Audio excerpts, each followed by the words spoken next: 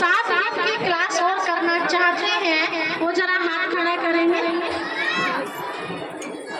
किसी तरह की कोई फीस नहीं है, किसी तरह का कोई बंधन नहीं है। जैसे आप यहाँ आ रहे थे सुनने के लिए, ऐसे ही आपको सुनना है। केवल सुनना नहीं है, उसको प्रैक्टिकल जीवन में उतारना भी है। क्योंकि जब हम केवल सुनते सुनते हैं और उस पर विचार नहीं करते हैं तो हमारे मन में प्रश्न भी खड़े नहीं होते हैं। जब हम उन पर विचार करेंगे, गहराई में जाएंगे तो मन में बहुत सारी बातें उठेंगी। ऐसा क्यों, ऐसा क्या हुआ, किसने कहा, कब हुआ, किस लिए हुआ। तो जब आपका दिमाग चलेगा तो आपका जीवन उत्थान की तरफ जाएगा। और केवल सुन करके ऐसे ही बैठ गए तो जैसे पहले थे ऐसे के ऐसे रहेंगे। तो क्या चाहेंगे, जीवन में कुछ तरक्की हो या बस जैसे चल रही है गाड़ी चलने दें, कुछ तरक्की हो, है ना। आज समय तो बहुत कम है आपके पास, लेकिन फिर भी मैं एक छोटी सी कहानी सुनाना चाहूंगी। 5 मिनट का टाइम देंगे ना सभी, थोड़ा शांत कर देंगे।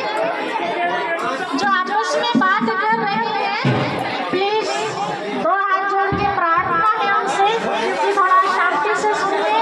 आपकी बहुत काम की बात सुनाने जा रहे हैं। आज तक जो आपने बातें सुनी है, बहुत सुंदर बातें सुनी है, लेकिन इन बातों के पीछे, हर एक बात के पीछे एक राज है। वो राज आपको अभी जानने को नहीं मिला है, केवल कहानी सुनकर के आप रह गए, है ना। तो ऐसा समझिए जैसे आपने किसी ने मक्खन पिलोया, दूध को पिलोया, छाछ तो आपको मिल गई लेकिन मक्खन बाकी रह गया। तो छाछ से पेट तो भर जाएगा, लेकिन क्या ताकत आएगी? नहीं आएगी ना। ताकत किससे आएगी? ताकत मक्खन से आएगी। तो छाछ तो पी लिया आपने, लेकिन मक्खन बाकी रहा हुआ है। तो उस मक्खन को प्राप्त करने के लिए आपको और कुछ दिन देने पड़ेंगे। जहाँ आपको सुविधा हो, आपको यहाँ आने में दिक्कत होती है, गांव के बाहर है, आप अपने गांव के बीच में जो मंदिर है, शिव का मंदिर या किसी का बड़ा घर हो या स्कूल हो, जहाँ पर भी आप चाहते हैं कि वहाँ हम सब इकट्ठे होंगे, तो वहाँ यहाँ चाहेंगे तो यहाँ, जैसा आप सब चाहेंगे तो वहाँ भी कर सकते हैं। तो मैं आपको फायदा सुनाना चाह रही हूँ कि रोज रोज हम भगवान की जब बातें सुनते हैं, किसी भी तरह से घुमा फिरा के हम बातें सुन तो किसकी रहे हैं?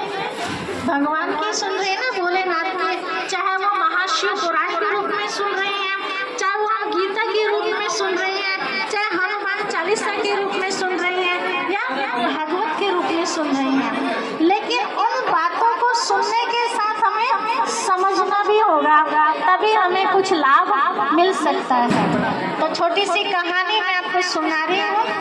अब आपको खुद ये निर्णय लेना होगा कि मुझे कैसा बनना है। बताते हैं कि कहीं एक जगह मेला लग रहा था। सबको आवाज आ रही है?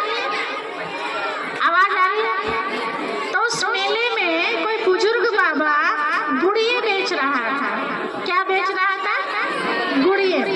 और वो गुड़िये देखने में सारी एक सी थी, लेकिन उन पर रेट अलग अलग पड़े हुए थे। एक गुड़िया पे लिखा हुआ था 100 रुपए की है ये, दूसरी गुड़िया पे 500 रुपए लिखा हुआ था, तीसरी पे 1000 रुपए लिखा हुआ था और चौथी पे 2000 रुपए लिखा हुआ था। देखने में एक सी लग रही थी।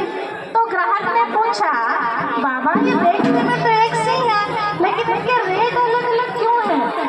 तो गुड़िया बेचने वाले ने गुड़िया की क्या खूबी है वो उनको प्रैक्टिकल करके दिखाई। 100 रुपए वाली गुड़िया उन्होंने उठाई, कहा ध्यान से देखना इसके अंदर क्या खूबी है। एक माचिस की सीख उठाई, छोटी छोटी गुड़िया थी, एक सीख उठाई और उसके कान में दी, तो वो इधर से डाली इधर को निकल गई। तो वो कितने रुपए वाली गुड़िया थी?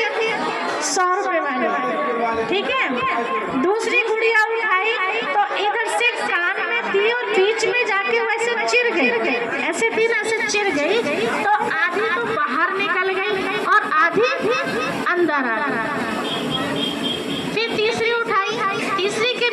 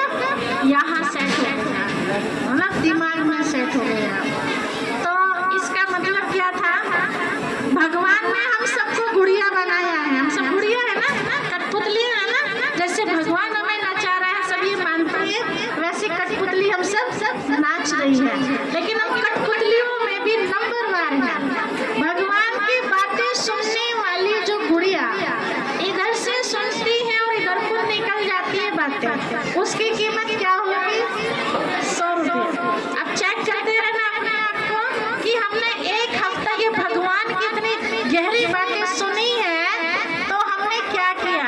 अगर कुछ भी याद नहीं है तो कौन सी गुड़िया है,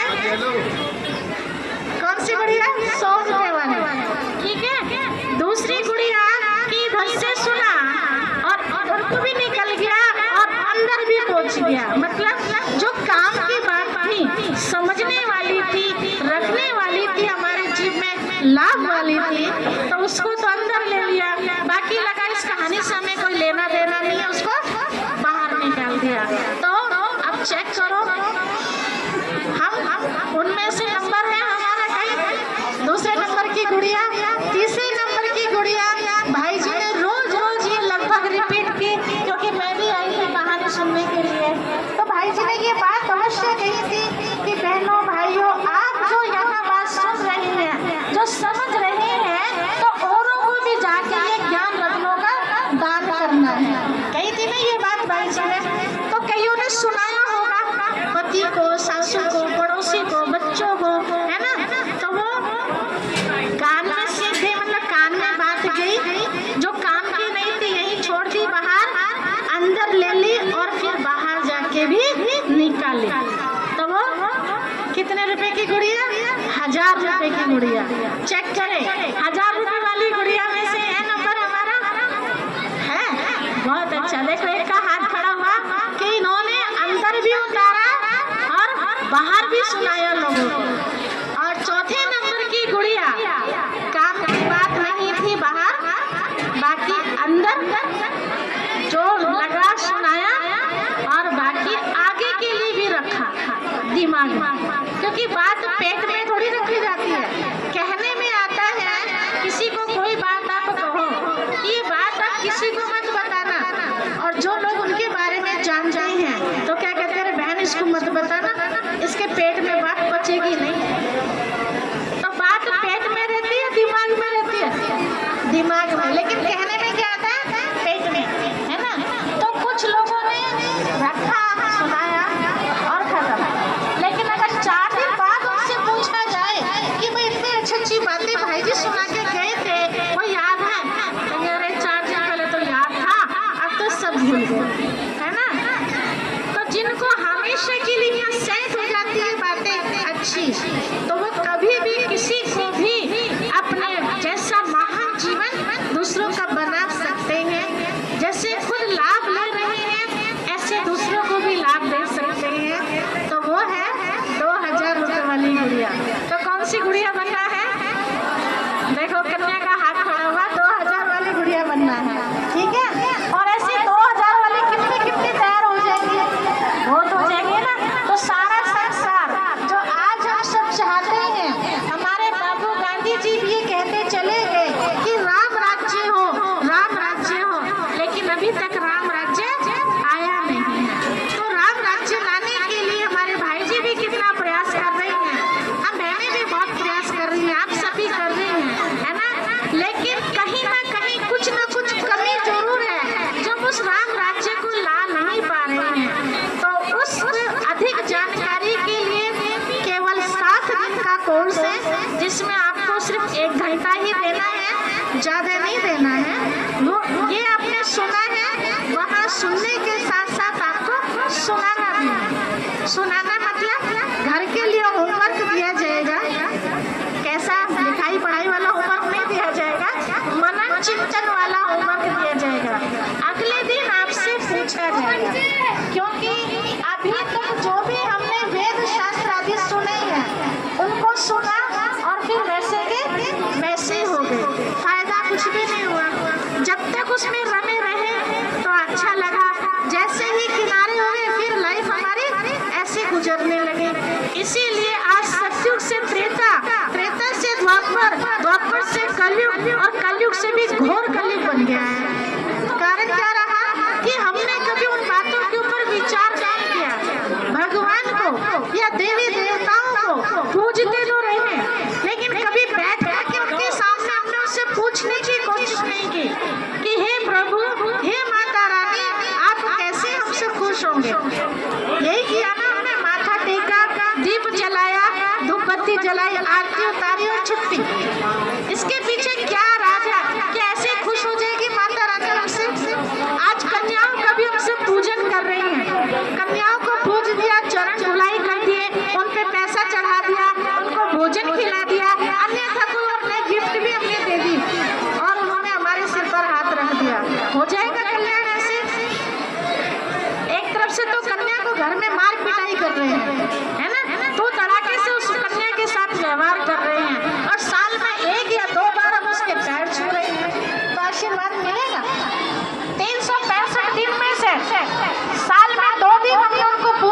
दिया, और बाकी 363 दिन क्या किया हमने उनके साथ? क्या किया? सोचने वाली बात है ना। तो सचमुच हम उन देवियों से वरदान कैसे मिल सकता है, तो वो विधि क्या है वो भी आपको बताया जाएगा। आज कल से हमारे ये पितरों के दिन चालू हो चुके हैं, 15 दिन तक ये चलेंगे। सभी इस बात को जानते हैं। किसी का कोई पितृ नाराज हो जाता है तो घर में तबाही मच जाती है। हम अपने पितरों को भी खुश कैसे करें? बड़े सरल तरीके से। उसके लिए कोई बहुत मेवा मिष्ठान आदि, आपको हलवा पूरी आदि बनाने की आवश्यकता नहीं है। उदाहरण के तौर पर लास्ट बात कह के मैं अपनी वाणी को विराम देती हूँ, क्योंकि भाई जी को आगे भी कोई प्रोग्राम करने होंगे। देखिए, आपके घर में जो बुजुर्ग माताएं हैं, सबके घर में बहुएं हैं, बेटियां भी हैं। आपकी बहू रोज शाम को आपके पैर छुए, सवेरे उठते ही पैर छुए, और दिन में आपकी बात की कदर न करे। आप जहाँ नहीं उसका बैठना पसंद करते वहाँ जाके बैठे हो, उन लोगों के साथ बातचीत करें, उन लोगों के साथ अपना व्यवहार रखें, आपकी बात को टाल दें। शाम को रोज आके पैर छुए। आप जो पसंद नहीं करते कि बेटा ये भोजन मत बनाना, वैसा ही भोजन को बनाए। बेटा इस तरह का पहनावा मत पहनना, वैसा ही पहनावा, मतलब माता जी के विपरीत चलना, है ना। और फिर रोज रात को माता जी के आके पैर दबाना।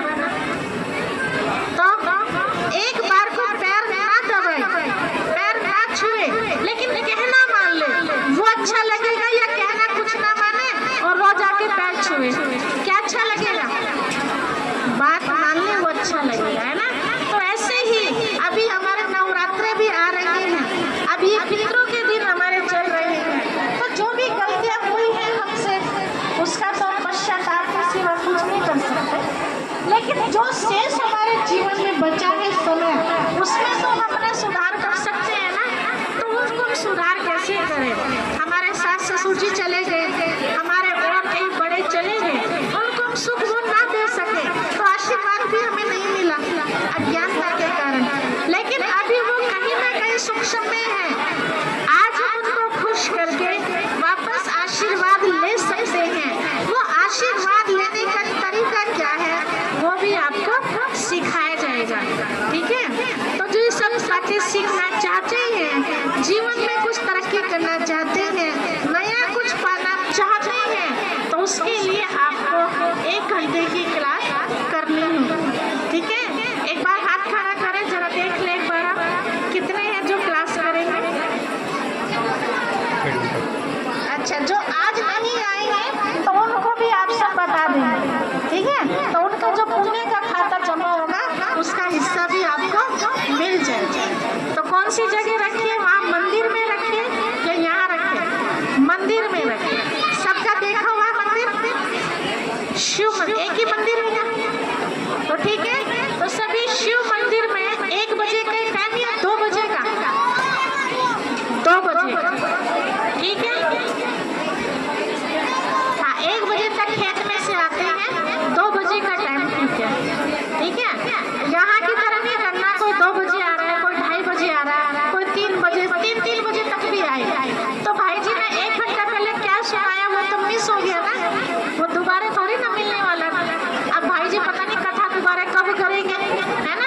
तो ऐसे अब आगे जो समय आपको मिल रहा है, उस समय में पूरी बातें आपको मिल सके, इस चीज़ का ध्यान देना, ठीक है।